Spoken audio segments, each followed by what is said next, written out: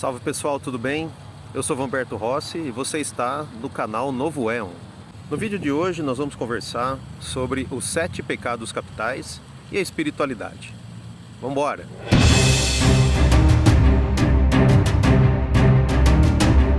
Antes da gente ir para o nosso bate-papo, vamos fazer aqui uma introdução. Começando aqui pela ideia de pecado, né? A ideia de pecado, ela é meio complicada, porque ela tem a ver mais com um controle social do que com uma imposição da espiritualidade propriamente dita.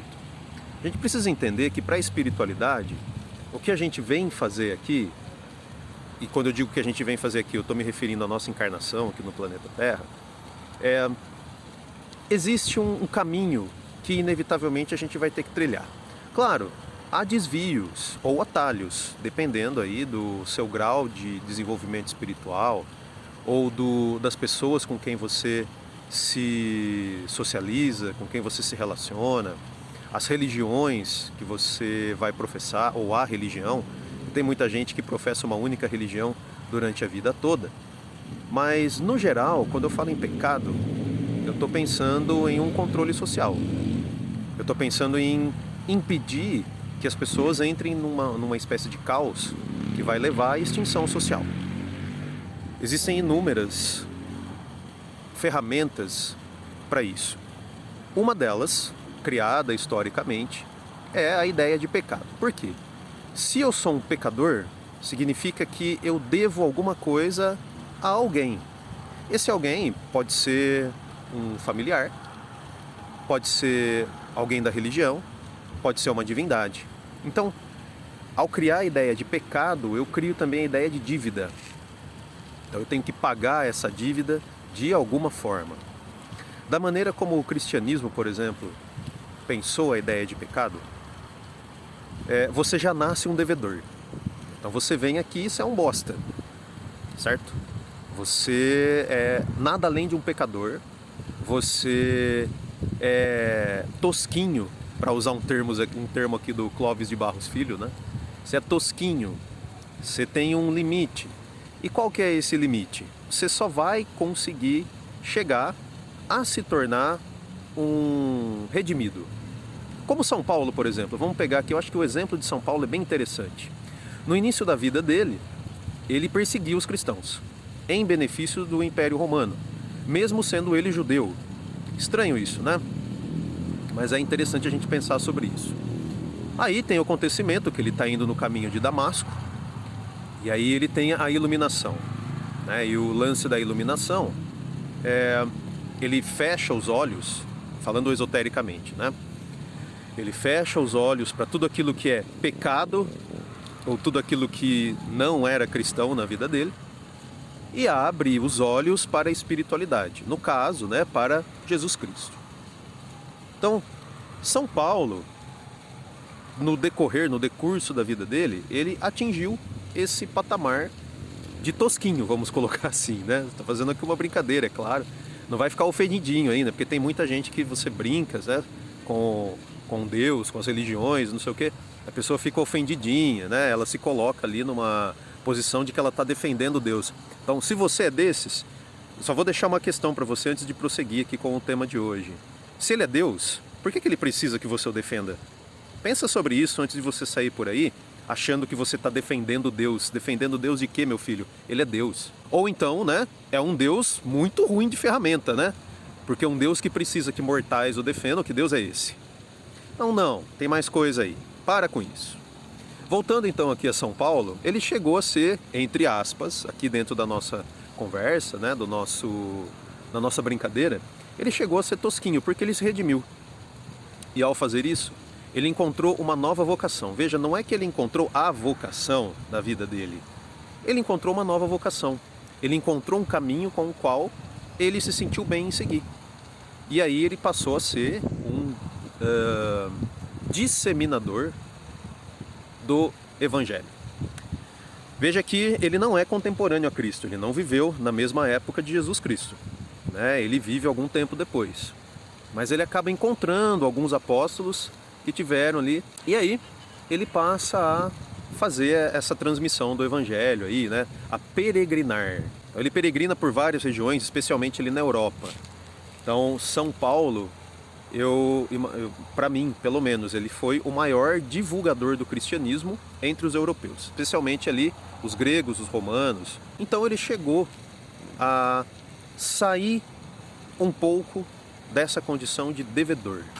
Mas ainda assim, era um devedor. Se você pegar ali as cartas de São Paulo, pelo menos a impressão que eu tenho, chega uma hora que você fala que você chega à conclusão que ele é um devedor irritante, né? Ele tem uma humildade irritante, né? Ele se coloca como a menor de todas as criaturas do universo. E não sei, talvez nesse ponto ele tenha exagerado um pouco, porque não se trata disso, né? Então, humildade não é o mesmo que humilhação. Se humilhar não é o mesmo que deixar os outros fazerem de você o que eles querem. O próprio Jesus Cristo é prova disso. Então, essa ideia de pecado associada aí às religiões, ao controle social, à política também, então tem a ver com uma pressão em cima da gente do certo e do errado. Mas isso tem uma finalidade, claro, né? Então, de que outra forma a gente consegue evitar o caos entre as pessoas? É preciso ter, sim, essa medida de sobrenatural para que algumas pessoas elas se contenham. Então, dá pra gente compreender desse ponto de vista. Aí, em se tratando de cristianismo especificamente, eu vou ficar nessa religião hoje, e aí para a semana que vem, quando nós formos falar das 7 virtudes, que seriam aí o oposto dos 7 pecados, então aí a gente fala um pouquinho de outras, né? Mas quando a gente fala dos 7 pecados capitais, a gente fala do cristianismo. Então eu creio que tenha ficado claro aí para vocês essa ideia de pecado nessa parte introdutória. Então agora vamos falar um pouquinho do que significa, né? Vamos desvendar essa ideia aí de pecado capital. Primeiro começando pelo capital. Capital, se você pegar a origem da palavra no latim, tem a ver com cabeça. Ou seja, é aquilo que rege o nosso corpo. A cabeça é onde se encontra um órgão que poucas pessoas utilizam atualmente, chamado cérebro. E nesse cérebro você tem ali o controle de todas as terminações nervosas, neurológicas do nosso corpo. Acredita-se, entre os mestres yogis, por exemplo, que o uso da meditação, né, o desenvolvimento na meditação, faz com que você consiga se apropriar de uma parcela um pouco maior do cérebro. Porque, de acordo com os cientistas, a gente aí consegue, no máximo, nós, tosquinhos, no máximo 10% do uso do nosso cérebro. E aí quando a gente fala 10%, nós estamos falando de um Albert Einstein, nós estamos falando de um Galileu, nós estamos falando de um Stephen Hawking, nós estamos falando de uma galera que tem uma capacidade intelectual, intelectiva, né, de conhecimento, de fazer associações muito, muito elevada. Mas esse cérebro que nós temos aqui na nossa cabeça, ele é o controle. Então dá pra gente pensar que capital, em primeiro lugar, tem a ver com controle. No caso, falando de pecado, autocontrole. Então, o que seria um pecado capital? É aquele em que você rompe esse controle. É aquele que você excede esse controle e que, portanto, né, quando a gente pensa em termos de encarnados, o que é exceder esse controle? É morrer, né? Que na tradição cristã, morrer é uma coisa ruim. Somente nas tradições das religiões orientais, que morrer é uma coisa boa, é uma libertação. Para o cristianismo, não. Para o cristianismo é uma coisa ruim, porque muito provavelmente ou você vai para o inferno ou você vai para o purgatório. É muito difícil você ir para o céu. Então, pecado capital, portanto, né, traduzindo aí do cristianês para o português, é pecado mortal. É aquele que vai levar você à condenação eterna. É aquele que vai te levar para o inferno, onde você vai ficar sendo espetado pelo capeta o resto da sua miserável existência. É dessa maneira que o cristianismo coloca a ideia de pecado capital. Então, fiz aqui, claro, né, uma pequena brincadeira, né, gente? Mas o fato é que, assim, fazendo uma relação com aquilo que a gente começou a conversar no início do vídeo, tem a ver, porque assim, o negócio é para fazer com que você se sinta mal por você estar vivo. por você respirar, né? Bem, então agora que a gente pensou aí, né, desvendou um pouquinho sobre a ideia do que significa o pecado capital, vamos então falar um pouquinho de cada um dos 7 pecados capitais. Começando pela gula. Então, quando eu falo em gula, não é só de comida. Muita gente acha que, nossa, o pecado da gula é comer demais. Eu acho que tem mais a ver com voracidade. Tudo aquilo que você vai com voracidade, que você quer engolir, seja um prato de comida, seja um novo projeto na sua vida, seja uma pessoa que você tenha desejo por ela, é o pecado da gula. Então é aquilo que você vai em excesso. O segundo que a gente poderia falar aqui seria a avareza. Isso é, o famoso muquirana, mão de vaca. É o cara que quer ter tudo e não quer dividir nada. De novo, talvez isso não tenha a ver só com bens materiais. Talvez isso vá além. Isso vá com tudo aquilo que a gente deseja só para nós. De novo, pode ser um status, pode ser uma pessoa, pode ser um emprego. Tudo aquilo que eu desejo só para mim, que eu não quero dividir com ninguém, talvez tenha a ver com essa ideia de avareza. Agora, vamos pensar um pouquinho sobre a inveja. Inveja, vamos deixar uma definição muito clara aqui, que é a definição que eu acredito, né, como livre pensador que sou, eu tenho a minha definição de inveja. Inveja não é só você querer aquilo que é do outro. E aí seria assim, não, eu olho para aquela pessoa, né, eu quero ter exatamente o que ela tem. Não, eu quero ter o que é dela. Eu quero tomar o lugar dela para mim. Eu quero, portanto, ser aquela outra pessoa. Isso é inveja na minha concepção. Então, isso está relacionado aí, né, com tudo aquilo que eu almejo, que eu tenho como desejo na minha vida, né?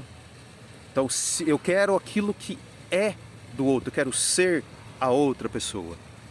E aí a gente não para pensar que isso é impossível. Cada ser humano é sui generis. Eu não posso querer viver, por exemplo, a vida que é do outro, porque ela pertence a outra pessoa. Um outro pecado capital que dá pra gente pensar aqui, né? Luxúria, né? Você querer transar com Deus e o mundo. Isso tem sido cada vez mais comum aqui na nossa época, né? A galera aí que tem desejo sexual não apenas por pessoas, mas por animais, até por coisas, né? Por objetos. Então pensar sobre a luxúria, aquele desejo insaciável por prazer, é bom a gente refletir sobre isso de vez em quando, porque não dá pra gente ter prazer 100% do tempo. Por quê? Porque esse mundo não foi feito para isso. Ele não é um mundo de prazeres. Ele é um mundo de provações. Tem uma corrente aí no Espiritismo, e da qual eu já estou me distanciando um pouquinho, que coloca que o planeta Terra vai se tornar um planeta de regeneração. Não, não vai. Cada vez eu me convenço menos disso. Cada vez eu me alinho mais à ideia do professor Laércio Fonseca, de que nós estamos vivendo, nós estamos nos encaminhando para um fim de ciclo kármico.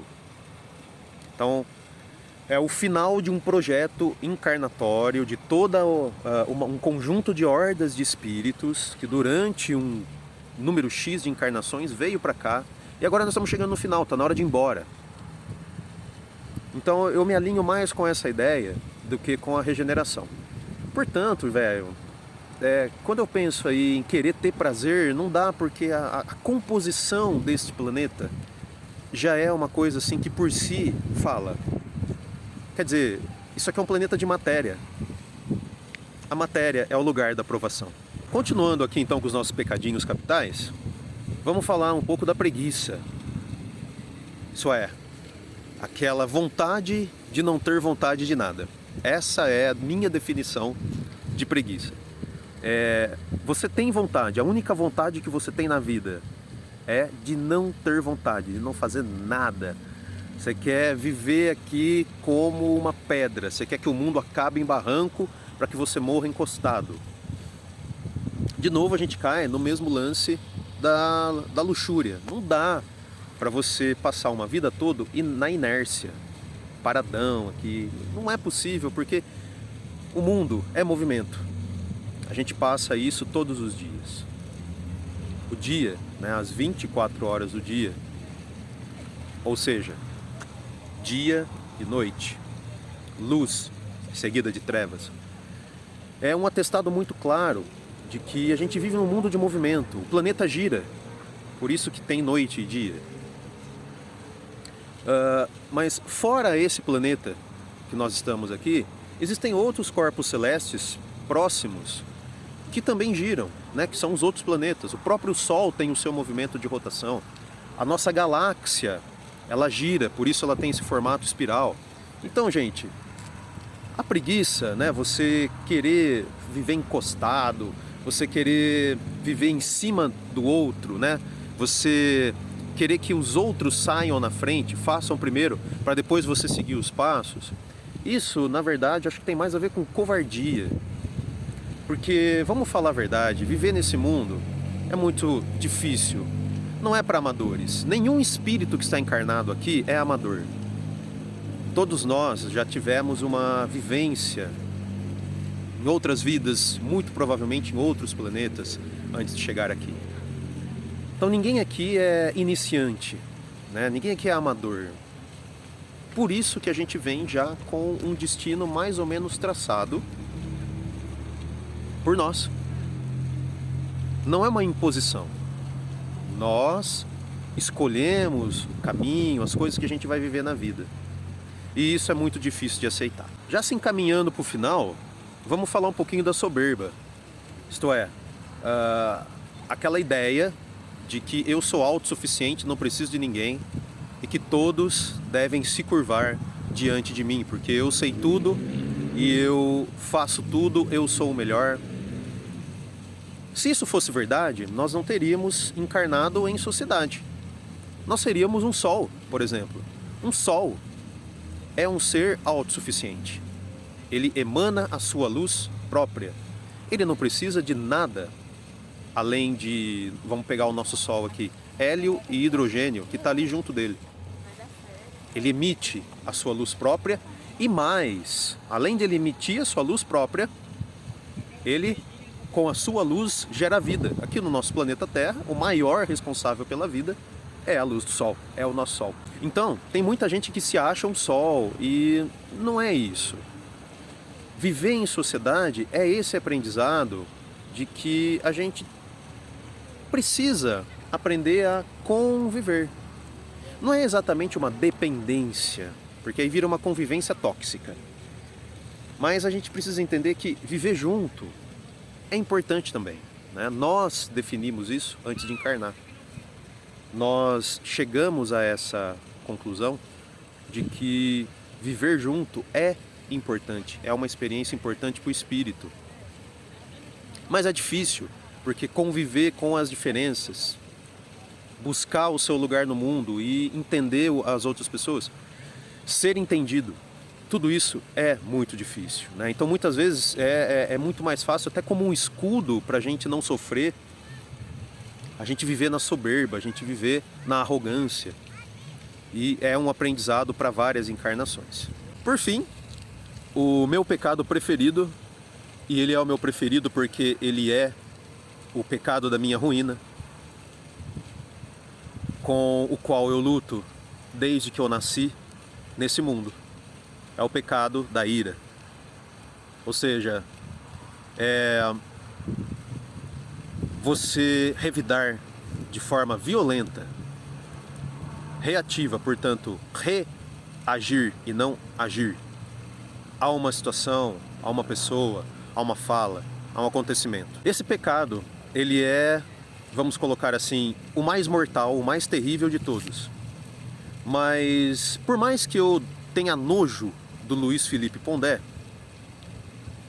eu vi um curso que praticamente eu perdi ali 2 horas da minha vida, mas os 5 minutos finais valeram um pouquinho a pena, que foi quando ele falou um pouquinho sobre o pecado da ira. E na visão dele, o pecado da ira é aquele mais passível de justificativa, porque ele é um pecado provocado por situações, pessoas, fatores externos. Então, alguém age e aí, em resposta, você reage. Então, do ponto de vista humano, seria assim o pecado mais justificável. Porém, ele é o mais terrível porque ele é o mais danoso. Não é só um dano que você causa a você mesmo, é um dano que você causa ao semelhante, àqueles que estão ao seu redor. Ele é um pecado destrutivo por natureza. Ele é um pecado de morte, porque ele mata não a vida do outro. Pode ser que em alguns casos mate a vida, mas principalmente ele mata a alma da outra pessoa. Porque o pecado da ira ele tem a ver com vingança.